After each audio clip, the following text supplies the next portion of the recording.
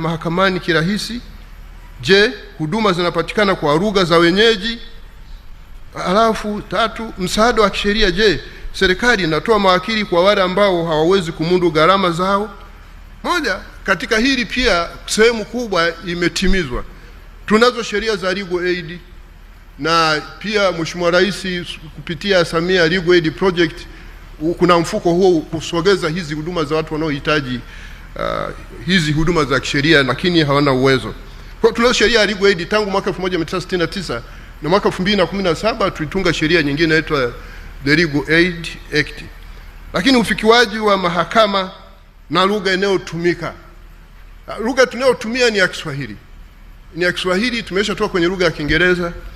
Na Mheshimiwa Rais, niseme tu kwamba mwanasheria mkuu wa serikali atakapokuwa amekamilisha tafasiri ya matoleo ya kisheria ya hizi kwa lugha ya Kiswahili, tutaanza pia kuandika hukumu kwa Kiswahili. Nimeambiwa yuko katika hatua za mwishoni, na sheria tayari ilishatungwa inayosema lugha ya mahakama itakuwa ni ya Kiswahili.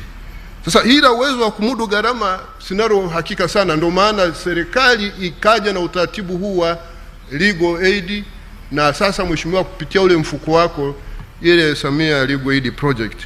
Kwa haya ni mambo ambayo tumepiga hatua kubwa sana. Lakini kuhusu upatikanaji wa hizi haki zenyewe, niseme tu kwamba Rais Masawe amenitambulisha hapa kama jaji. Mara kwanza alisema jaji wa mahakama, jaji mkuu wa mahakama, jaji mkuu wa Jamhuri ya Muungano wa Tanzania.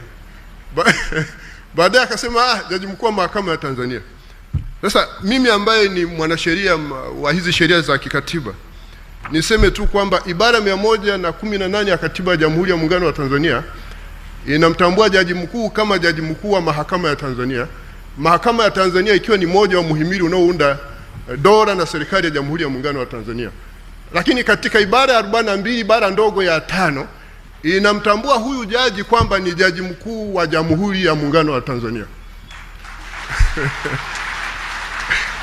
Kwa hiyo Mheshimiwa Masawe hakuwa amekosea, alikuwa hana uhakika tu.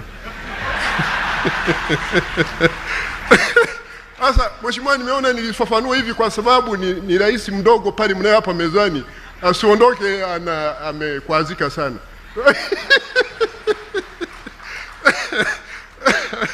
Mheshimiwa Rais,